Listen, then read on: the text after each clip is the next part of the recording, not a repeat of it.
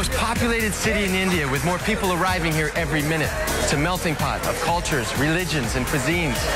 It's home to the largest film industry in the world, with incredible bazaars and a pulsating nightlife. It's now one of the most diverse and exciting new cities. Welcome to Mumbai.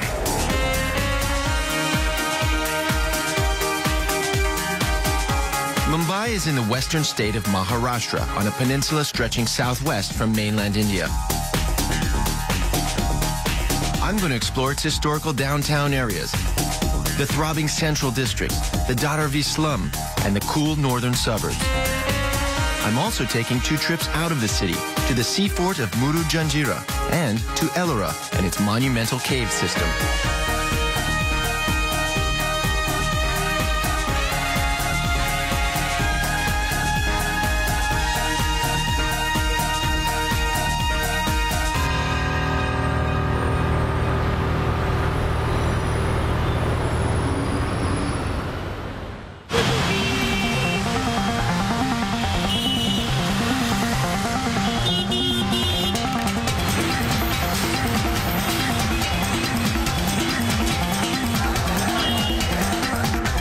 Originally a cluster of 7 marshy islands home only to local fishermen, Mumbai has morphed into India's biggest, richest, and fastest growing city.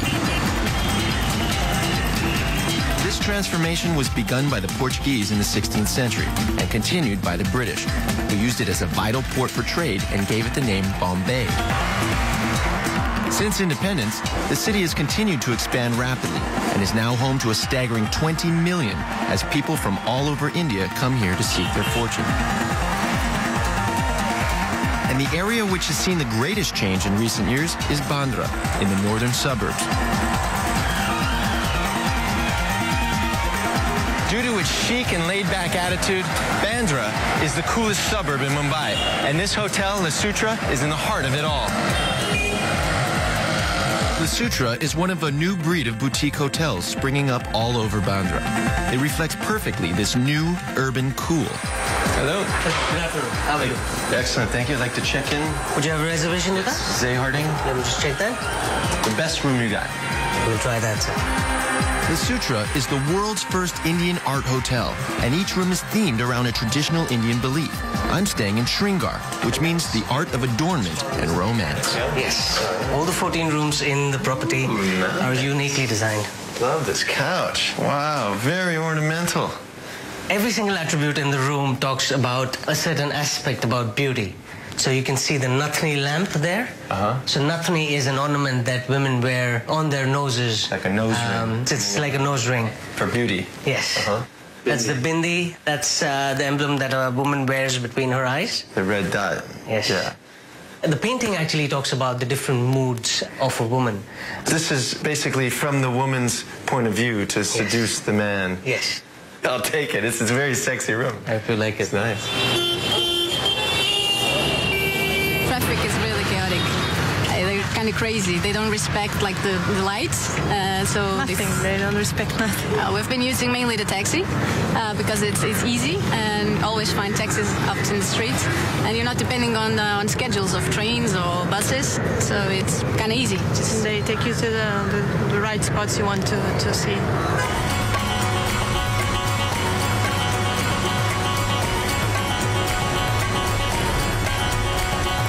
One of the cheapest ways to get around Bandra in the northern suburbs is by rickshaw. It's banned in the south, so if you want to go downtown, you got to take a taxi. But if you're here, each rickshaw is metered. Just make sure that it's starting right when you get in. Otherwise, you're paying for someone else. But they're dirt cheap. I'm talking cents. 20 cents to get around town. Bandra, originally a Portuguese port, has a more laid-back charm than downtown, and remnants of its colonial past are everywhere. This is St. Andrew's Church. It's built by the Portuguese in the 16th century. It's one of the earliest churches in Mumbai. But nowadays, Bandra is famous for a truly Indian phenomenon, Bollywood. This is one of Mumbai's biggest movie studios. It's called Mahboob. Watch it. Some of Bollywood's biggest blockbusters were shot right there.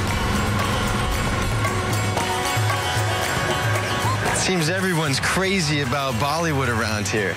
They've even got their own version of Hollywood Walk of Fame. Handprints, signatures, statues. This guy here, Raj Kapoor, is one of the biggest names in the history of Indian cinema. He's often compared to Charlie Chaplin.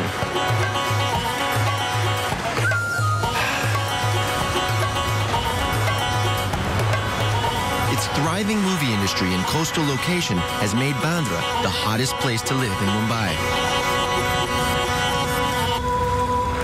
Bollywood's biggest stars have bought out all the prime real estate along the coast here, which means if you know where to go, there's a good chance you'll spot someone famous.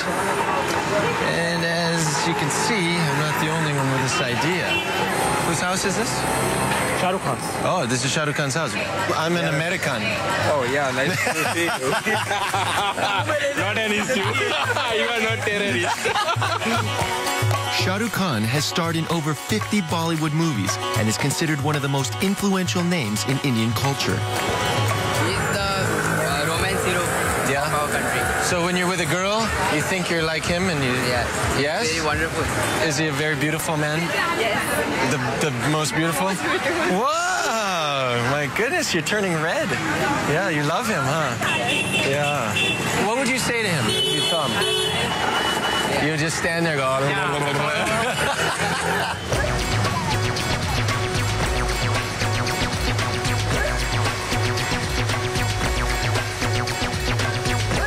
It's not only the big names of Bollywood who are flocking to Bandra, attracted by its easygoing vibe. As more and more people migrate to Mumbai from across India in search of work, Bandra is attracting a new breed of resident. I'm meeting artist Ranjit Dahiya. Ranjit, how did you choose Bandra? Because Bandra has like lots of creative energy, like lots of people come here and paint in the streets. It's an artist's dream. You've got walls everywhere that you can use some painting, huh? Yeah, you can just see like lots of artwork here and nearby. See this, like there are people from like outside, they just came. It's like she's dumping the paint out. And they can just like paint the whole Bandra. Inspired by the spirit of creativity, 2 years ago, Ranjit started the Bollywood Art Project, which aims to transform Bandra's walls into a living memorial to Indian cinema. This was my first painting, basically. When I started this project, Bollywood Art Project. You did this? Yeah, I That's painted awesome. this, yeah. Why did you choose these two posters? This was like one of the best film on that time. And who is she? Yeah, she's Madhubala. She's like one of the beauty in Bollywood. Kind of like Marilyn Monroe of Hollywood. Yes, she died in age of 36. Oh, so died young like Marilyn as well. Yeah. You're in love with her, aren't you? Yes, of course I'm in love with that. I will show you one of my favorite Bollywood actors mural, Amitabh Bachchan. He looks cool. He looks really cool. He's a cool guy. Yeah. He's one of the biggest Bollywood actor of this time also and during that time also in 70s. He looks like James Dean. Bigger than James Dean. Bigger than James Dean. Yeah, he was an angry young man. Do you want to be him? Of course, I love to be. Everyone wants to be him. Yeah. What's your next project? I'm painting Gurudat Sahab. Is there something I can help you with? Of course, you will help me.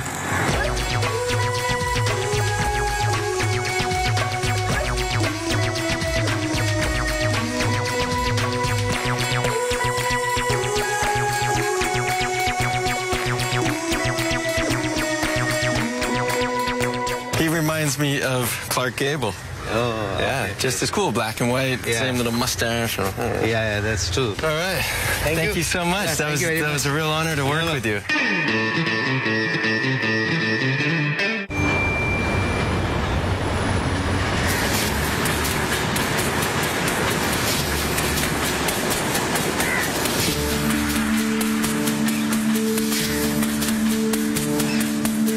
Mumbai, India's financial capital, is now home to 20 billionaires.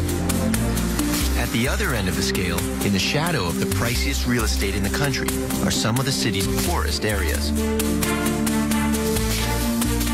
I'm going to explore an area called Dharavi, made famous by the movie Slumdog Millionaire.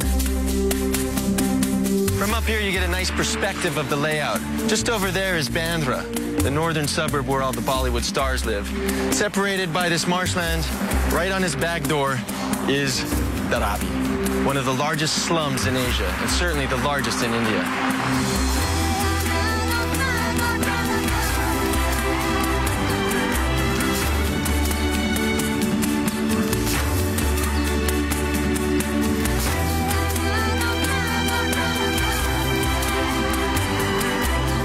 Krishna Pujari runs a company which takes tourists into the heart of the slum to gain an insight into what life there is really like. What's the population here? More than 1 million people live here on 432 acres. Yes, it's very densely populated within itself. It's like it's a city within a city, yes. Yeah. And is it safe? Of course, yeah. That's the reason why we do this tour, because we are normally what happens, the slum, the name gives you all negative images, like people are poor, doing nothing, sitting around, high crime, those kind of things. But what we are doing is, we are trying to show the positive side of a slum. But still, you can see, the sense of community here. People are friendly, they're working hard. Helpful. And, the energy of the people you can see here. So that's the side of, different side of a slum. See, for example, this one, I'll show you something. Please come. Okay, let's have a look here. This is incredible. You would never expect to see this kind of computerized establishment from the outside looking in. Yeah, Dharavi is completely different than other slums, because of its commercial activities. So here you can see export quality garments, we make in Dharavi. Clothes manufacturing is a huge industry in Dharavi, but it's dwarfed by another activity, recycling. Come on. Whoa. This is trippy. This is like the end of the world up here. Yeah. Every rooftop, there are plastic stored. Yeah, you can see the amount of plastic is collected here. Yeah. So all these, will be recycled. This is a major production. Yeah, it is. We have various industries here, a lot of industries, more than 10,000 small-scale industries running here. As we walk deeper into the slum, it's clear that Dharavi is actually extremely organized. Different industries take place in clearly defined areas. Even its residential areas are distinct. Krishna's taking me into a Muslim area. This is where you see a sense of community. Yeah, people are always, sense of community. Always mixed to each other and they talk to each other. You see most of these houses are open. They sit outside the house. You saw them they're chatting to neighbors. Share. You're not lost in the personal world of the cell phone. So normally people live in high-rise buildings. They don't know who's living next door. With 75% of Dharavi's inhabitants being from lower caste, climbing the social ladder and leaving the slum is all but impossible. But there is one man who's hoping to change all that. I'm here at this pink building to see the man in pink himself, Mr. Babu Rao Lad, who's giving slum dwellers a chance at a new life through acting, dance, and fighting classes. Eyeball left, eyeball right. Left, right. Left, right. Aggressive. I will show you. Fear. Who are you?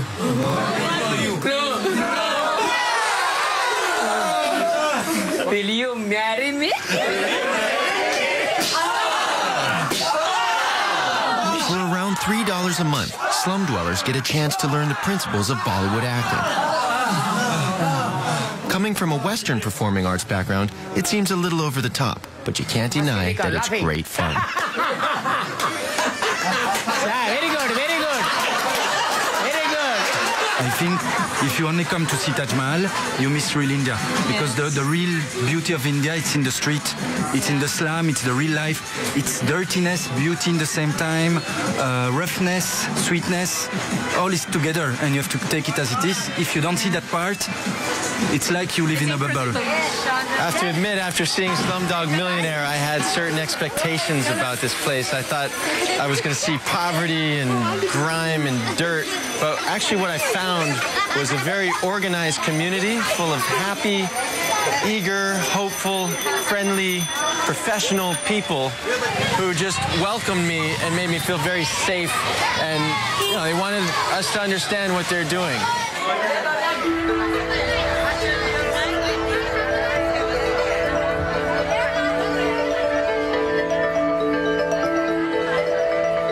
I'm visiting the far south of the peninsula, taking in Mumbai's colonial fort area and Colaba, where the city's original inhabitants still live and work.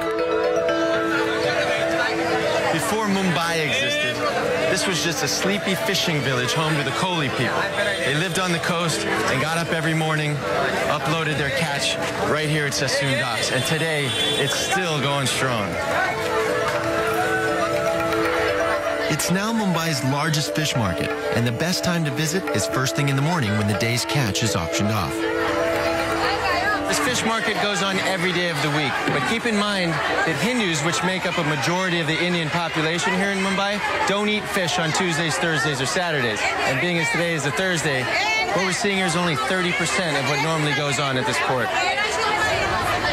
While the Kohli men do all the fishing, spending up to 10 days at a time out at sea, it's the women who are in charge of the selling. Can we do 50 rupees? Guys, it's almost 8:30, the auction, right?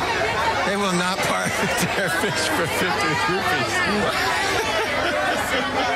Thank you. Get out of my booth. Okay. I'm not selling. As the city's skyscrapers close in on Sassoon docks, this area of prime real estate and the Kohli villages are still protected from development. It's a great place to experience one of Mumbai's most colorful events. A short walk from Sassoon docks is the fort area, where the British East India Company established a major trading port in the 17th century. Easily explored on foot, it's ideal for learning about the city's colonial past. I'm meeting Virat Kasliwal, who runs walking tours of the area. But first, I need a lesson on how to get around. This is crazy.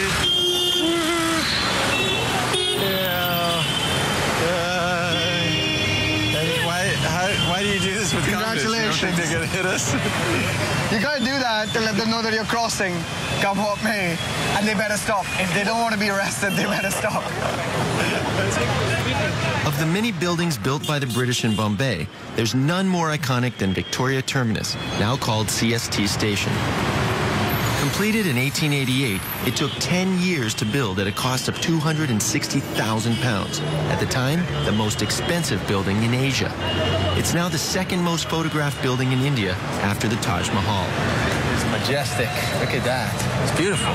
It was inspired primarily by London's St. Pancras Station. The architect, Frederick William Stevens, chose the Victorian Gothic style of architecture. That's why there's gargoyles coming out at you.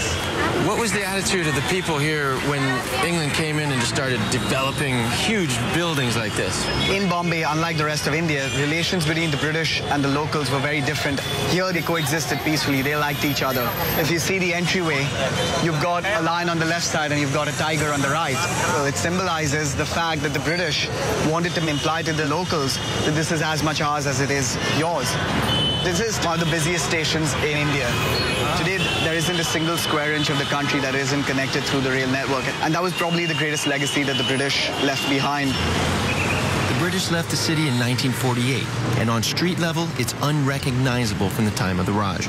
But if you look up, the straight lines and uniform streets of the so-called Heritage Mile are clear to see. The British wanted to make the area as close as possible to Victorian London, even down to its places of worship.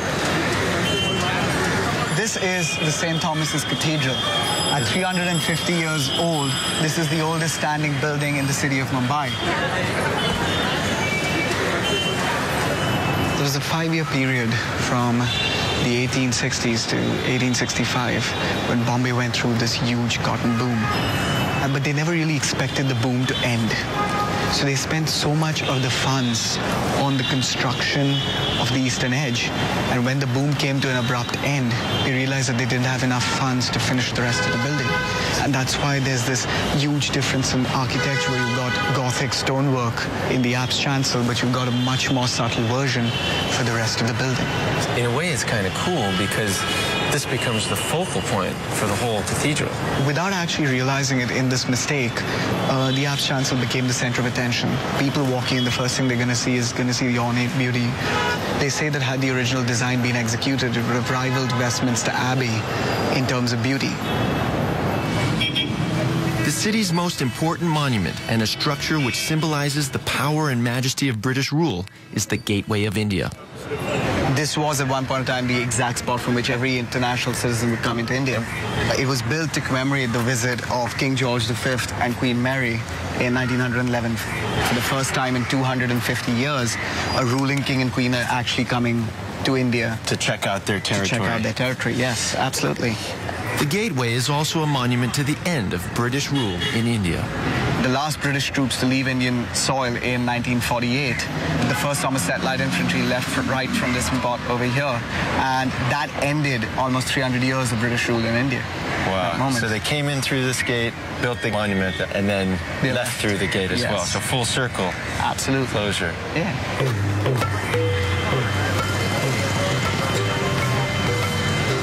I can't leave downtown without visiting another famous Mumbai landmark, the Taj Mahal Palace Hotel. But unlike the historic buildings surrounding it, this luxury hotel wasn't built by the British. Legend has it that a local businessman named Jamsetji Tata was denied access into a luxury hotel here in the city. So he decided to build his own. And this is it. As you can see, it's designed to be the last word in luxury living. This was a place suitable for Maharajas and wealthy businessmen to lay their heads, elevating guests to the status of royalty.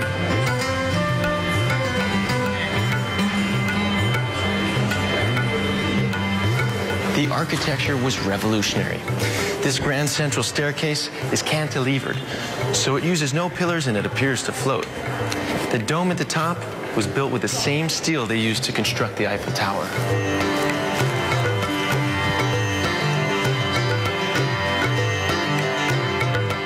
At a time before air conditioning, this trellis opened up to the sky and allowed for fresh sea air to come in and circulate to keep the important guests cool. Nowadays, Mumbai's finest young eligibles come to this lounge to meet potential partners at its famous Lucky Couch. Although this hotel has undergone many changes throughout the years, the one thing that has never changed is this Lucky Couch. In India, there's arranged marriages, and when a couple meets for the very first time, it could go either way. So they always request this table because apparently, when they sit at this couch, the answer is yes, 100% of the time. Seriously. You feeling lucky? Over the years, the Taj has played host to royalty and A-list celebrities who wouldn't consider staying anywhere else. This is a wall of fame of who stayed here. There's politicians, celebrities, Queen Elizabeth II, John Lennon, Yoko Ono, Hillary Clinton, President Barack Obama. In fact, in 2010, he rented out the entire hotel, all 560 rooms. That is awesome. I've always wondered where all my tax money was going. And the only place fit for a president to stay is, of course, the Tata Presidential Suite. Welcome to a 5,000 square feet presidential suite. Okay, that's just bigger than the house I grew up in, okay? It's bigger than mine as well. There are 15 rooms in this very suite. 15 rooms in one suite? Absolutely, absolutely. I would be happy with just this room. You have 13 staff members waiting on you hand and foot. Thank you. You're most welcome. Enjoy your suite. God, thank you.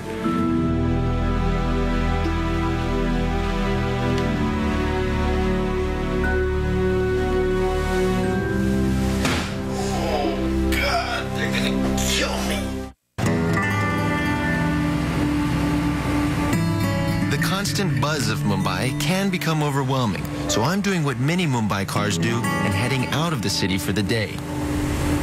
I'm traveling down the coast to the seafort of Muruj Janjira.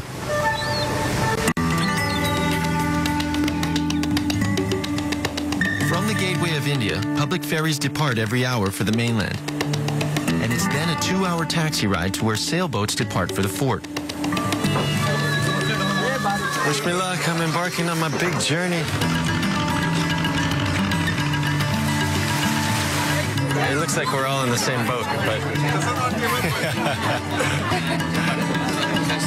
The sea fort of Muruj Janjira was constructed in the 16th century, not by any colonial power, but by the cities, an ethnic group descended from African slaves brought over by the Portuguese. And it's still remarkably well preserved.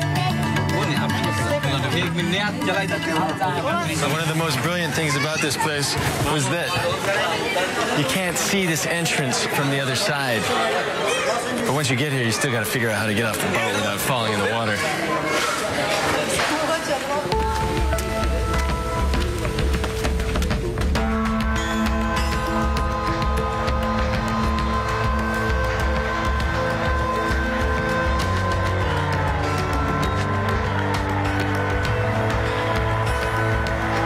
fort had a number of features which made it a formidable target, not least its awesome firepower. There were 572 cannons placed all throughout the fort here, each sitting on bastions aimed out the window. This one here is the biggest, coming in at 22 tons. Its range was well over 3 kilometers, which meant anyone on the shore was not safe even all the way up to the top of that hill. Translation, trespassers will be prosecuted. And if an enemy did manage to breach the fort's defenses, the cities had thought up an escape plan, a secret tunnel disguised in a regular house. It goes all the way down to the sea level and then another 30 feet below the seabed and on over to the mainland. It was meant to be used by the king solely as a final escape route if he ever needed it. If you think I'm going all the way to land, forget it. It's dark and scary in there. In its heyday, the fort held a thriving community with palaces, officers' quarters, a mosque, and even a cemetery, a true stronghold in the middle of the Arabian Sea. Despite repeated attempts by the British, the Portuguese, and local warlords, Murujanjira was never taken. In fact, this is the only fort along India's entire west coast that has never been defeated. It's pretty impressive.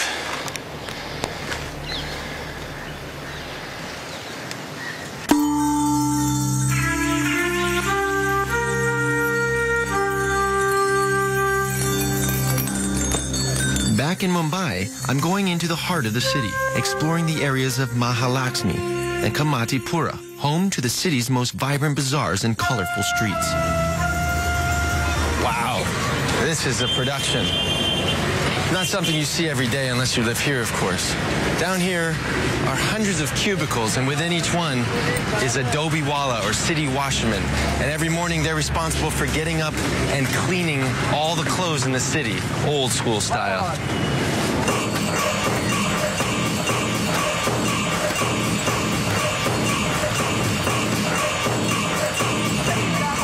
I'm here at 7 in the morning, and the dobiwalas have been hard at it for hours. I'm meeting Duresh Nagwani, an expert on the traditions of the city. Tell me, who are the dobiwala? The dobiwala is the person who picks up the used clothes from your home, gets it here, washes it, dries it, cleans it, removes the stain, irons it, and gets it back for you. Over 24 hours, over 48 hours. They start really early, don't they? Yeah, they start at about 4 o'clock in the morning. Yeah. Why so early? You want to maximize the impact of the sun for drying the clothes because it's all manual. So therefore, by the time the sun comes out, the clothes need to be, to be washed. And this is the traditional way of cleaning clothes. Yeah? Yes, because that gives you the mechanical action. A good way to get aggression out. Yeah? Is that why everybody's so nice? They don't need to fight because they already got it out on the clothes? There are 826 cubicles here, and each one comes with a place to stay upstairs, all for a monthly rent of only $5. There's about 5,000 people who are living here at any point in time. This is their world. This is their world. You're born into it. Yes, you're born into it. Or you belong to the community, and therefore I'm nominated by someone. Okay, so I could get honorary nominated into the community. Try your luck. Yeah. This huge laundromat washes an estimated 3 million garments a month and is showing no sign of slowing down. Mumbai is totally service-driven. So you've got all these people who every year come into the city to make a living. It's like a New York. People just go there with dreams. Correct. And it's a land of opportunity. Absolutely. These guys don't take holidays. They take 1 day off a year, unless you're ill. It's like this secret world of Mumbai that nobody knows about because you don't see it unless you look down for it and come on down into it. You've got so much happening which you just take for granted. And this really forms the lifeline of our lives in Mumbai. Yeah. It's pretty amazing. Bizarrely, this place holds a Guinness World Record for the most people hand-washing clothes simultaneously at a single location. I didn't even know that category existed.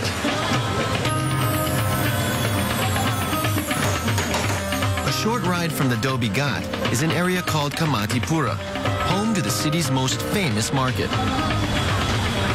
This This is Chor Bazaar. And originally it was also known as the Thieves' Market because allegedly this is where you'd have to come to buy back your stolen goods. But today it sells everything under the sun. And it's a great place to buy quality goods for seriously knockdown prices.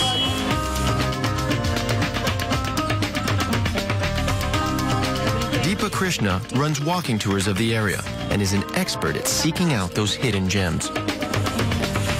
Strolling here is the best way to do it. Yeah, just see what catches your eye. Yeah. It's a bit like Aladdin's treasure. You don't know what you'll get once you clean it up. This is, of course, the famous dabba. It's a lunchbox. Lunchbox. And it's made up of 4 containers. And if you cannot finish cooking early in the morning before people go to work, then you send them the food. And there's a lock holder on that place so nobody steals your lunch on the way to deliver to you. Like humans, cars are also born again in India. This is where they come to be taken apart. And then whatever is valuable is extracted. The copper in the wire will be extracted. Metal will be separated from foam, from plastic. And each of the separate components, then there are shops that specialize in them. Like this guy is doing all these hubcaps.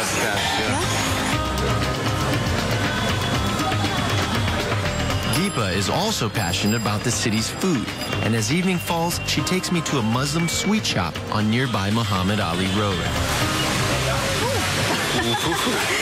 These are what we call barfi, and this one is strawberry flavored.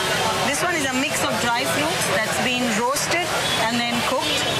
And this one actually is pineapple. See the silver? Do you want to taste a piece? Here, I'll give you half. Cheers. It's chewy like a sugar cookie. Yeah, like a sugar cookie. I think there's no better way to get closer to people than to eat their food. The nicest thing about Mumbai is all the different communities that live here, bringing their own cuisine, they're bringing their own contribution to the city. And it's really one way for Mumbai to celebrate its diversity. Through the food, I can access a community and a culture that's different from mine. I'm leaving the city again, this time by plane. I'm taking a 40-minute flight to the city of Aurangabad. From there, it's a 30-minute taxi ride to the World Heritage Site of Ellora.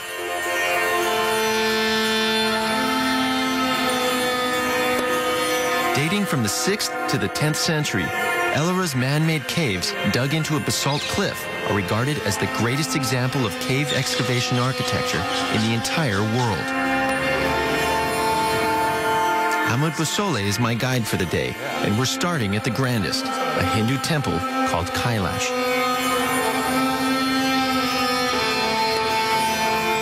This is incredible. This was all cut out of one piece of rock. Yep. Here, some guy had a different idea. He says, no, everybody's doing the same thing, vertical surface, front to back. Let me do something different here. So instead of vertical surface, the person exposes a horizontal surface and fixes a point and imagines a temple as if he's looking at it from the top, keeping the center intact and sides in such a way that the rock that is left after excavation starts looking like a temple. Sometimes I call this as one of the wonders of the world. People say it doesn't look as pretty as Taj Mahal. But remember, Taj Mahal pyramids are built monuments. Something goes wrong, as an architect you can say it's not correct. Put another one there. But here, just imagine you're working on one of the trunks of this elephant and you accidentally break it. Do you realize it's the most expensive oops in the world? Yeah. 200-year job you ruined in one stroke. Yeah. I've come here more than 1,000 times. And even today, I get goosebumps here whenever I come to this place. This extreme act of devotion was all to create the ultimate place of worship for one of the most important gods in Hinduism, Shiva.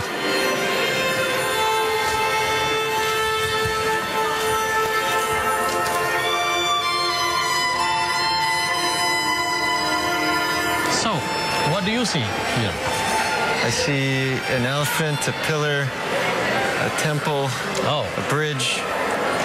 This temple is in the shape of a chariot. Do you realize that? No. That's the seat of the chariot where Shiva is sitting inside. Oh, This is the connecting beam of the chariot. Okay.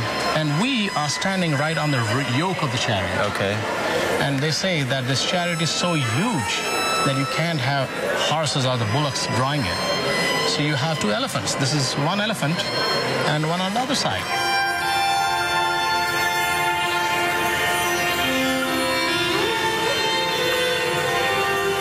Kailash may be Ellora's crown jewel, but Amot is adamant I can't leave without visiting one of the early Buddhist caves. Feels like I'm in a cathedral. And it sounds like I'm in a cathedral. Incredible The acoustics of this place are so wonderful that if you are into meditation, this almost becomes a perfect place for you. Yeah. I'll just give an example how it sounds. Just stand anywhere you want. Just look at Buddha.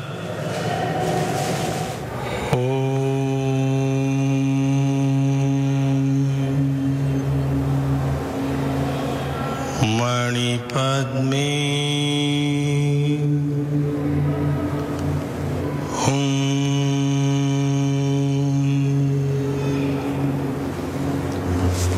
beautiful. It's absolutely amazing, you know. It creates a vibration. It's so nice. Absolutely. And people who are into meditation, they just love this place. After this, everything becomes immaterial. And that's actually the wonder of this place.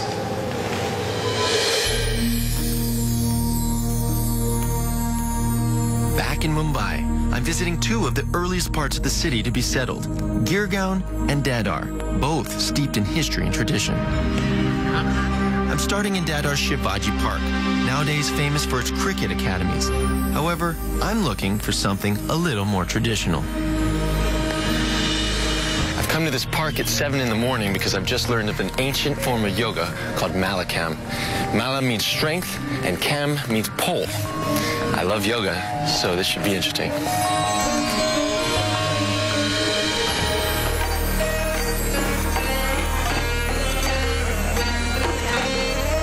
Malakam originated in the state of Maharashtra in the 12th century and was designed to give wrestlers more strength and flexibility. It's a short comeback. Just keep breathing. Smiling. Up. Hard work, hard work. Wow. The only thing I could see to make this thing more difficult is if there were alligators all around the bottom of this. And you have to stay up there. Uday Deshpande is a legend of the sport. Hold on. I was hoping to try some yoga today, but now I'm thinking maybe not. It's not so. It's not difficult as it looks like. Yeah. When you start doing it, we can gradually do it from simple to difficult. The concept is that it works your core, is that right? Yeah, absolutely. It's the basic exercise for each and every part of the body within shortest time. Not only the external muscles, but the internal systems like respiratory, circulatory, and digestive, they are best toned up on this apparatus. Looks easy enough to me. Time to give it a try. Same. Up. Perfect. Very nice. Go up again. Keep close to the pole. Yes, that's right. You have got enough strength to pull yourself up. Right, go up. Beautiful. Keep your feet on the pole. Yeah, and stand on your feet. Yes. Both the hands on the top. Slowly take them up and take them in the neck. Yes, that's right. That's right. Press the foot, lift the seat up and slide back. Okay, I need to come down. Yeah, so slide backwards and slide the feet aside. Yeah, good. Beautiful. Oh, yeah. Very good. Okay. This is so hard. You have done it. Congrats. Oh, my gosh. Thank you so much for showing me all about this. My pleasure. Namaste. Thank you. Namaste.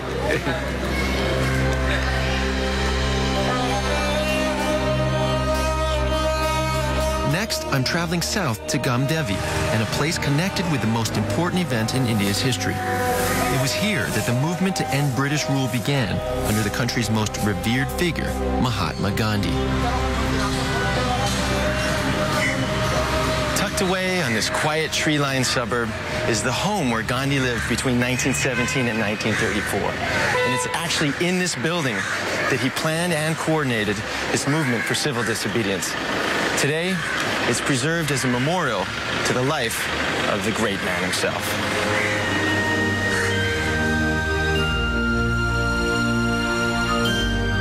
meeting Gandhi's great-grandson, Tushar. This is the room where Bapu stayed when he was in residence in this house. During the day, this would become his workplace, and people would come and meet him over here. And during the night, this would be converted into his bed. Why was it so important to him to live such a simple life? I think he was setting an example. For him, the belief was that a true leader would be somebody who would not only be identified with the people who he led, but would make himself or herself be even weaker or poorer than the people he attempted to lead, because he thought that that was the only way that he could gain their confidence and their belief in his honesty. He doesn't have much up here, but he does have a lot of spinning looms. Why does he have so many of those? If he had to cripple the British textile industry, he had to revive the ancient art of spinning and weaving. And so he adopted these spinning wheels, and he started learning to spin. Right. He turned it into a kind of a religion for people to defeat what he called the monster of industrialization. He asked people to discard whatever foreign goods they had, and it was in Bombay that first of the bonfires of British goods was lit. Gandhi's influence soon extended far beyond the shores of India. He wrote hundreds of letters to influential figures around the world, many of which are on display at the museum. This is one of his most controversial letters, a letter he wrote to Hitler. A lot of people criticized him for referring to a maniac as his friend. Yeah. But to understand this, one needs to understand the philosophy of nonviolence, right, where you appeal to the goodness and you believe that there is something good in every human being, and you appeal to that goodness. And this is what I think he was doing. Did Hitler ever write back? Unfortunately, this letter was never delivered to Hitler. The colonial powers felt that it was inappropriate to deliver this letter to Hitler, and so it was confiscated. Wow. Later on, when news about the atrocities and the cruelty of the Nazis in Europe started trickling out, in a very surprising statement, Bapu said that if he was ever to justify war, it would be a war to stop the Nazis.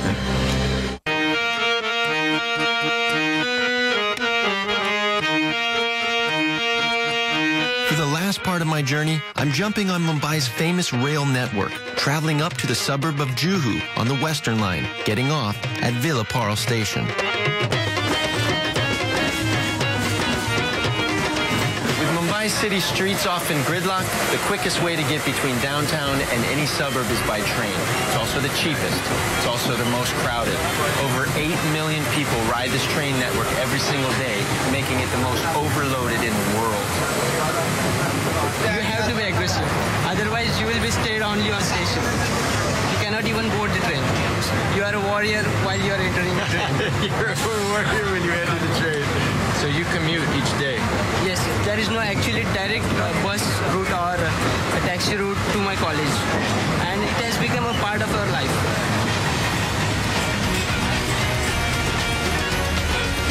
Over 1,300 trains serve Mumbai, each one transporting up to 7,000 people during rush hour. With so many relying on the network, I want to meet one of the people who keeps things running smoothly. This is Mumtaz Kazi, and she is the first female conductor in all of Asia, so it's pretty awesome. If I move here, speed will increase. Okay. And this is the brake handle. That's the brake, okay. WF is whistle frequently because there's a lot of heavy crossing Whistle frequently, here. So you get little notes every day to let you know what's going on in each section. How long do you stop? At every station, this train halts only for 22 seconds. 22 seconds? That's barely enough time to get on or off. All the train has to run on the schedule only. If it is more than 3 minutes late, then we have to give the explanation. Okay? What happens to the city when something happens with the train? Does it shut down? Because you're bringing in all the people. The train is the lifeline for the Bombay people. Rich people or poor people. They all depends on the train. With such an overloaded network, the trains can be dangerous. It's estimated that around 10 people die here every single day, either falling off a moving train or being hit while crossing the tracks.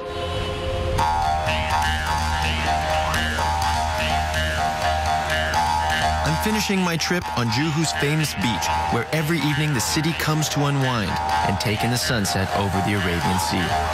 For me, it seems the perfect end to an incredible journey.